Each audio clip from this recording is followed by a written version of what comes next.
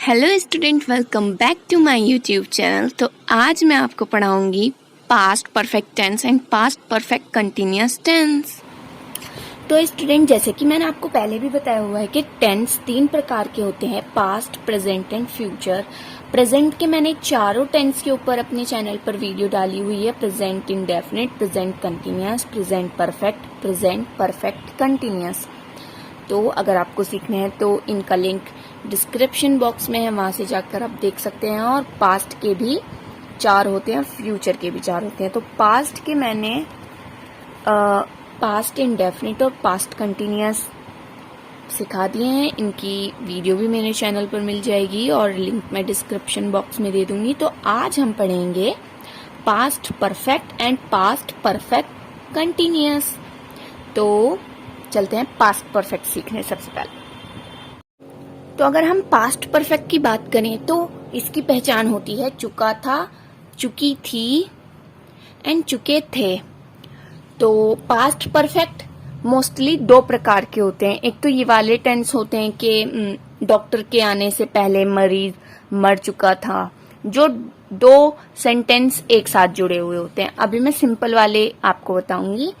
तो इसकी helping verb क्या होती है? हेल्पिंग वर्ब हर टेंस की अलग होती है। तो इस टेंस की होती है हैड। तो इसमें हैड लगेगा ना। तो इसमें यह है कि सिंगुलर के साथ क्या लगेगा, प्रोलर के साथ क्या लगेगा, हर किसी के साथ हैड ही लगाना है, बस सब्जेक्ट के बाद हैड। तो अब इसके रूल्स की अगर हम बात करें तो जैसे कि सभी टेंस के 3 टेंस होते हैं, अफर्मेटिव, नेगेटिव और इंट्रोगेटिव। तो अफर्मेटिव का अगर हम रूल्स की बात करें तो सबसे पहले लगेगा सब्जेक्ट, हैड, वर्ब की 3rd फॉर्म। जितने भी आप परफेक्ट वाले टेंस देखेंगे उसमें वर्ब की 3rd फॉर्म ही लगेगी। और ऑब्जेक्ट जो लास्ट में बचता है वो होता है ऑब्जेक्ट। और सब्जेक्ट वो होता है जिसके बारे में बात हो रही होती है। और ये ज्यादातर सेंटेंस के शुरू में ही लिखे हुए होते हैं। ठीक है, जैसे किसी का नाम हुआ, कोई भी जगह का नाम हुआ, तो ज्यादातर वो सब्जेक्ट होता है। और वर्ब वो होता है जो सेंटेंस में काम हो रहा होता है। जैसे राम गाड़ी चला रहा है, तो राम तो इसमें सब्जेक्ट है, लेकिन वो क्या कर रहा है, गाड़ी चला रहा है। तो गाड़ी चलाने को क्या कहेंगे, ड्राइव। तो इस तरीके से वर्ब ही होता है। तो इनमें डिफरेंस हो गया ना। अब हम नेगेटिव की बात करें तो सबसे पहले सब्जेक्ट, फिर हैड, फिर नेगेटिव है तो इसलिए नॉट, फिर वर्ब की 3rd फॉर्म लगेगी, फिर ऑब्जेक्ट। क्लियर? और अब हम इंट्रोगेटिव की बात करें तो सबसे शुरू में इंट्रोगेटिव है। तो ये क्वेश्चन वाला सवाल होता है जिसके शुरू में क्या आता है। तो जिसके शुरू में क्या आता है तो शुरू में ही हैड लग जाता है, फिर लगाइएगा सब्जेक्ट।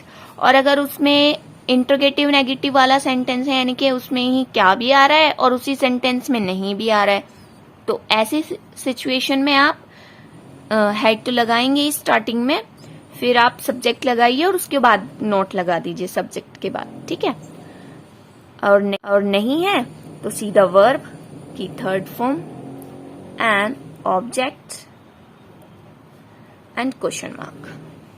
तो क्लियर हुआ? अफर्मेटिव में सिंपल है, बस देखो तीनों में ही बिल्कुल सिंपल रूल्स हैं। अफर्मेटिव ऐसी बन जाएगा, नेगेटिव में सिर्फ नोट आ जाएगा इन दोनों के बीच में, हैड और वर्ब के बीच में।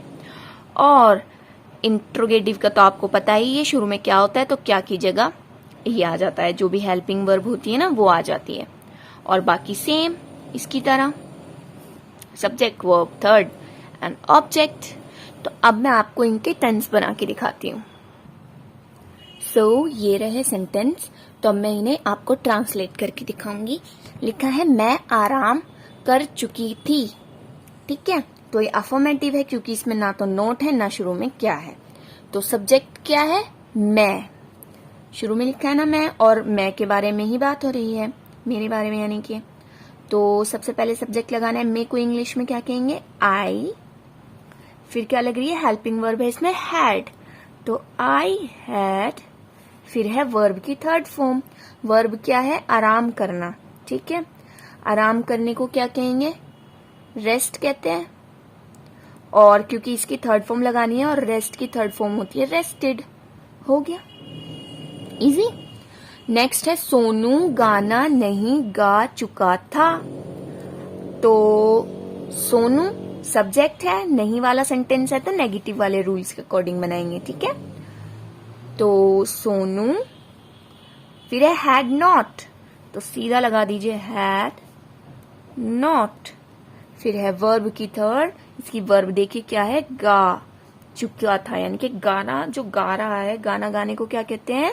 सिंग, लेकिन उसकी थर्ड फॉर्म होती है सैंग। गाना ये हो गया, देखो सोनू भी हो गया है, हैड नॉट नहीं हो गया है, सैंग गा चुका भी हो गया है।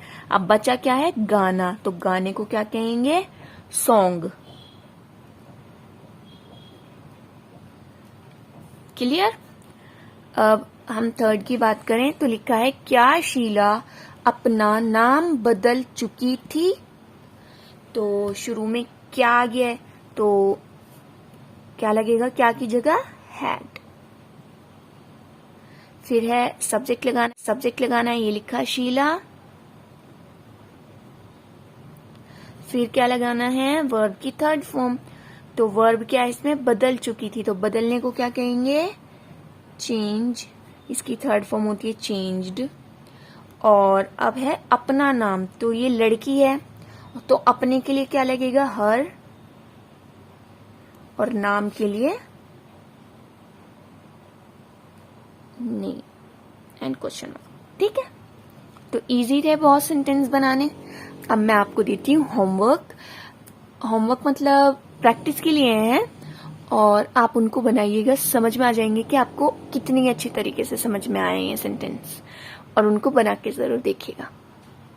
सो ये रहे आपके प्रैक्टिस के लिए सेंटेंस, बहुत ही इजी।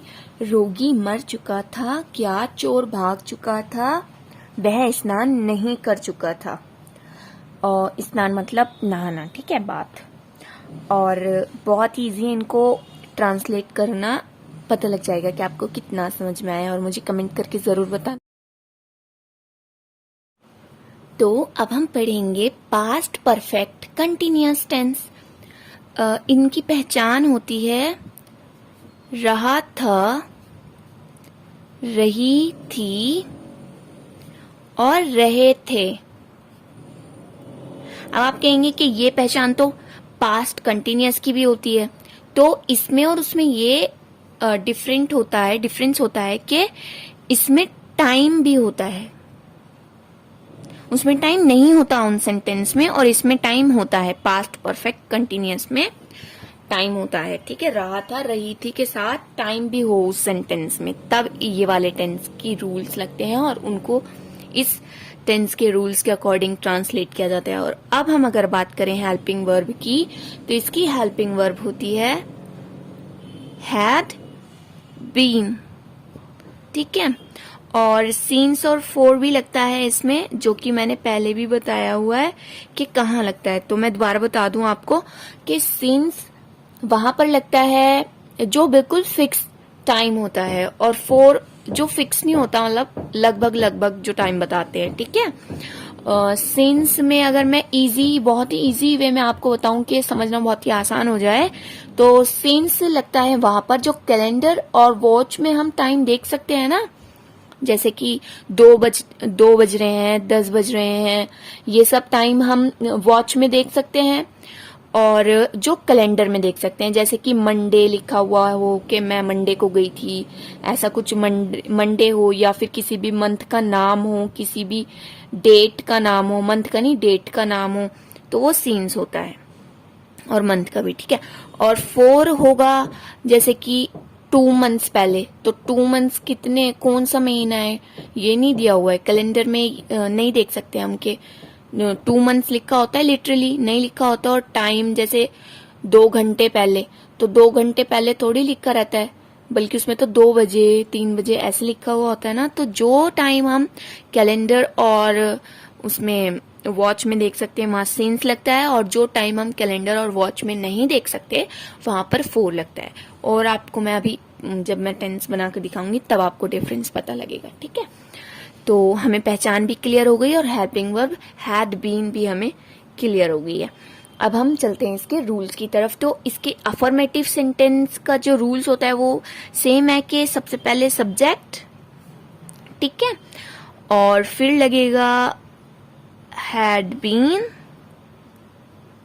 ठीक, फिर लगेगी वर्ब, और कंटिन्यूअस है, पास्ट परफेक्ट कंटिन्यूअस है ना, तो कंटिन्यूअस तो जहां भी लिखा हुआ देखो समझो वर्ब के साथ आईएनजी लगानी ही लगानी है।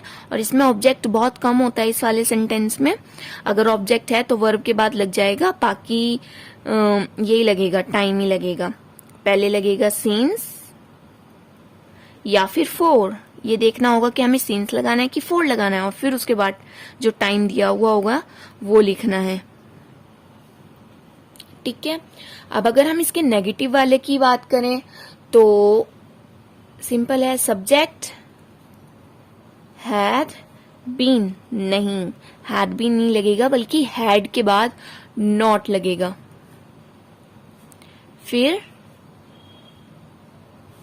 बीन लगेगा, ठीक है। फिर वर्ब के साथ आईएनजी, फिर सीन्स या फिर 4, फिर टाइम। तो ये नॉट वाले भी क्लियर हो गए। अब अगर हम इंट्रोगेटिव की बात करें, यानी कि शुरू में क्या वालों की, तो शुरू में ही लग जाएगा हैड, फिर बीन, नो, फिर लगेगा सब्जेक्ट, फिर बीन।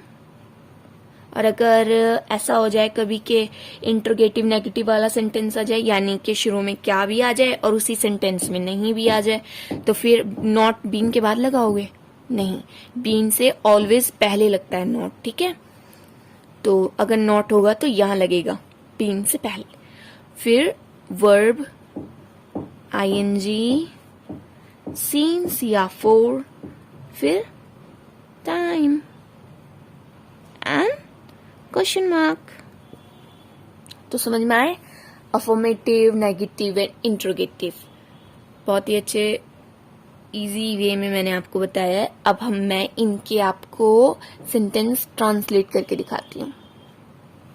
तो ये रहे हमारे सेंटेंस, अब हम इन्हें ट्रांसलेट करेंगे। वह आधे घंटे से सो रही थी, तो लड़की है, ठीक है, तो वह के लिए क्या लगेगा, शी। सब ये वाले रूल्स के अकॉर्डिंग बनाएंगे हम। Subject had been, verbing, since, for, time. तो सब्जेक्ट हमने लगा दिया शी। अब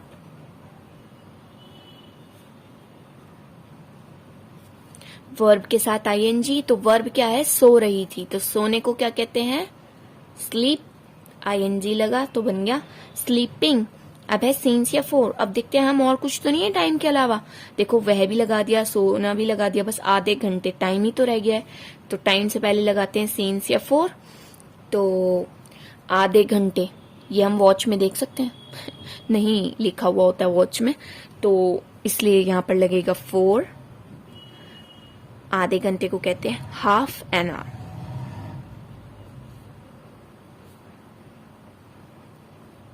ठीक है। अब हम नेगेटिव वाला बनाते हैं। मैं 2 महीने से पेपर की तैयारी नहीं कर रही थी, तो मैं I had not been, had not been. अब है वर्ब के साथ आईएनजी, तो तैयारी करना, तो तैयारी करने को कहते हैं प्रिपेयरिंग।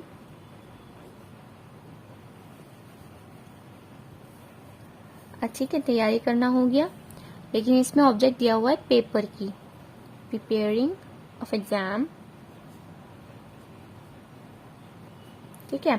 अब बचा टाइम 2 महीने से, तो सीन्स या 4 में से 2 महीने से क्या आएगा, अगर यहाँ लिखा होता ना महीने का नाम, जैसे 2 महीने पहले, अभी अगस्त चल रहा है तो 2 महीने पहले जून, तो अगर यहाँ लिखा होता जून तो हम यहाँ पर सीन्स लगाते क्योंकि जून जो है वो लिखा हुआ होता है लिटरली उसमें कैलेंडर में, ठीक है। और 2 महीने पहले के लिए हम नहीं लगा सकते सीन्स, बल्कि यहाँ पर हम लगाएंगे 4 2 1। ओके, अब हम तीसरे की बात करें। क्या आप मेरी 2 बजे से प्रतीक्षा कर रहे थे? तो शुरू में ही क्या है, यानी कि हैड, फिर सब्जेक्ट आपको कहेंगे यू, बीन, वर्ब के साथ आईएनजी, वर्ब है यहाँ पर प्रतीक्षा करना, तो प्रतीक्षा करने को क्या कहेंगे? वेट, और आईएनजी लग गया वेटिंग। अब प्रतीक्षा करना भी हो गया मेरी, ठीक है। अब बचा मेरी, तो हैड यू बीन वेटिंग मी 2 बजे से, तो 2 बजे तो लिखा होता है 2 बज रहे हैं, क्लॉक में लिखा होता है ना 2 बज रहे हैं, 3 बज रहे हैं। अगर यहाँ होता है 2 घंटे से, तो यहाँ पर 4 आता, समझ रहे हैं। अगर लिखा हुआ हो 2 बजे तो सीन्स, और 2 घंटे तो 4, तो 2 बजे तो यानी कि सीन्स, सीन्स 2 क्लॉक। ऑलराइट, तो बहुत आसानी से बन गए ना ये। बस हमें कुछ नहीं करना, हमें बस उसको हिंदी का वर्ड आना चाहिए इंग्लिश में, जो जो हमारा हिंदी में लिखा हुआ है हमें पता होना चाहिए कि उसको इंग्लिश में क्या बोलते हैं। फिर तो बहुत ही इजी बन जाते हैं, बस रूल्स के अकॉर्डिंग उनको बना दीजिए। पहचान याद करनी होगी हर सेंटेंस की कि अच्छा ये वाला सेंटेंस है तो इसकी हेल्पिंग वर्ब ये होती है, इसकी पहचान ये होती है इस सेंटेंस की, तो बहुत ही इजी बन जाते हैं। अब मैं आपको देती हूँ प्रैक्टिस के लिए कुछ सेंटेंस, उसको आप घर पर ट्रांसलेट कीजिएगा। तो ये है आपका होमवर्क। मैं प्रातः से आपकी प्रतीक्षा कर रहा था। उसका स्वास्थ्य पिछले महीने से अच्छा नहीं चल रहा था। क्या लोग 10 दिन से दशहरे का उत्सव मना रहे थे? ओके, बहुत ही आसान है, बस आपको पहचानना है कि अफर्मेटिव, नेगेटिव और इंट्रोगेटिव का रूल्स लगाने हैं और इनको ट्रांसलेट करना है, और कमेंट में जरूर बताना है क्या। आई होप आपको मेरी ये वीडियो पसंद आई होगी। वीडियो को लाइक करें, चैनल को सब्सक्राइब करें एंड थैंक यू।